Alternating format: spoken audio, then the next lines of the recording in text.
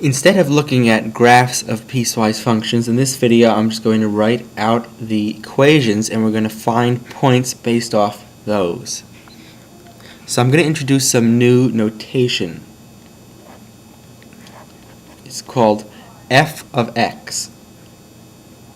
F of x is the same thing as y. It means the function of x, meaning when you put in an x value, substitute that into the equation, what y value comes out.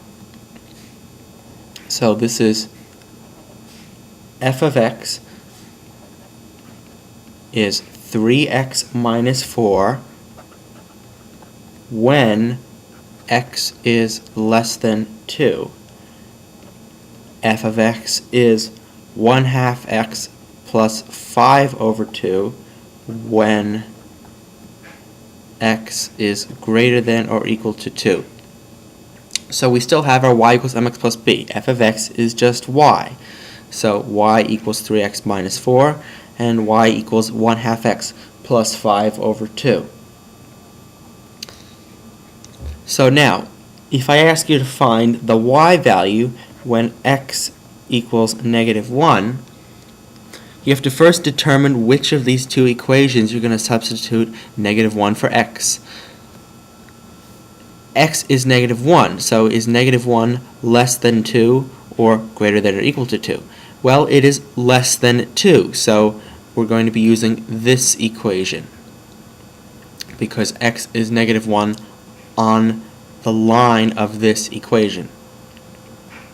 So y will equal 3 times we substitute in -1 for x minus 4, which will be -3 minus 4 is -7. So the point here is -1, -7.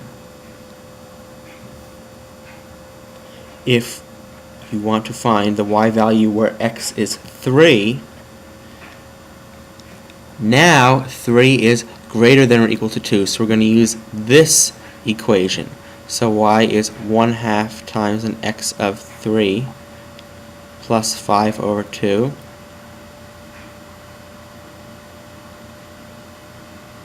This is going to be 1/2 times 3 is 3 over 2 plus 5 over 2 is 8 over 2, which is 4. So we have 3, 4. Now, if I want to find the point where x is 2, this is a little tricky because they're both 2 here, so look carefully. If x equals 2, are we looking at the equation where x is less than 2 or where it's greater than or equal to 2? Well, because of this or equal to part, this equation applies to where x is greater than or equal to 2. So we're going to use this equation again, substitute in the 2. 1/2 times 2 is 1, plus 5 over 2 is 7 over 2. So this point is 2, 7 over 2.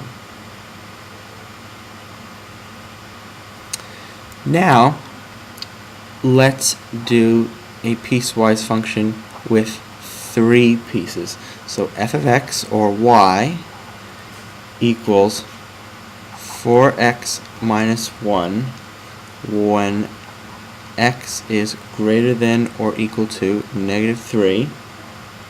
Y is equal to -1/2 x minus 6 when -5 is less than or equal to x, which is less than -3. So meaning that x could be -5 but cannot be -3, and anything in between. And f of x equals 9 over 2 when x is less than -5. So we have a lot here. Let's take a look. What happens when x is -3? Well, both of these equations have a -3 in them for our x range. So you got to be careful again. Which one could include negative 3 since we want to find where x is equal to negative 3? Well, it's this one with the greater than or equal to negative 3. So y equals, we're going to use this equation, substitute x into that one. 4 times negative 3 minus 1, which is negative 12 minus 1 is negative 13. So the point on the graph is negative 3, negative 13. If x is negative 5, again, we have negative 5 in both of these x ranges. So in which one is it equal to negative 5? Well, that's going to be in this one with the greater than or equal to negative 5. So we use this equation this time. Negative 1/2 x. X is negative 5 minus 6. Negative 1/2 times negative 5 is 10. Minus 6 is 4. So we have negative 5, 4. And now if you want to find where x is negative 6, negative 6 is, of course, less than negative 5. So we're going to use this equation. And this one's really easy. F of x equals 9 over 2. So that means y is always 9 over 2 when x is less than negative 5. So our point is negative 6, 9 over 2.